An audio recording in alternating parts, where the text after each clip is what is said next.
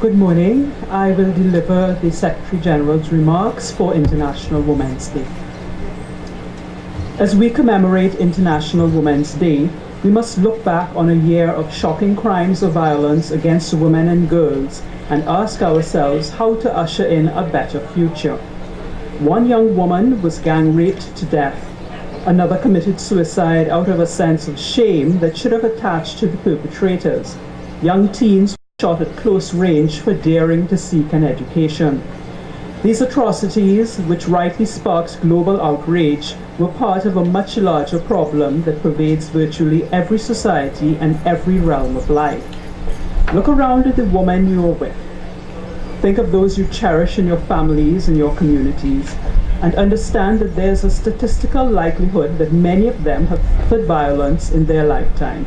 Even more have comforted a sister or friend, sharing their grief and anger following an attack.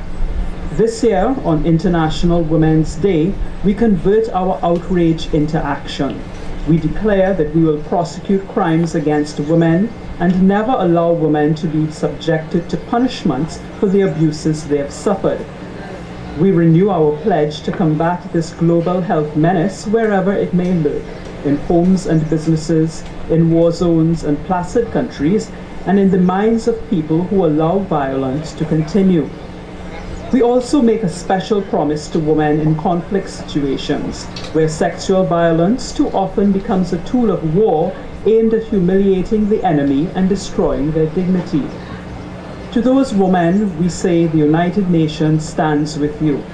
As Secretary General, I insist that the welfare of all victims of sexual violence in conflict must be at the forefront of our activities, and I instruct my senior advisors to make our response to sexual violence a priority in all of our peacemaking, peacekeeping, and peace-building activities.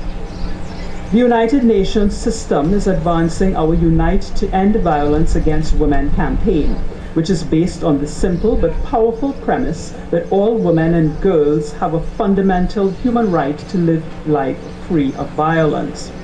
This week in New York, at the Commission on the Status of Women, the world is holding the largest ever UN Assembly on ending violence against women. We will make the most of this gathering, and we keep pressing for progress long after it concludes. I welcome the many governments, groups, and individuals who have contributed to this campaign.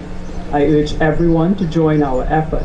Whether you lend your funds to a cause or your voice to an outcry, you can be part of our global push to end this injustice and provide women and girls with the security, safety, and freedom they deserve.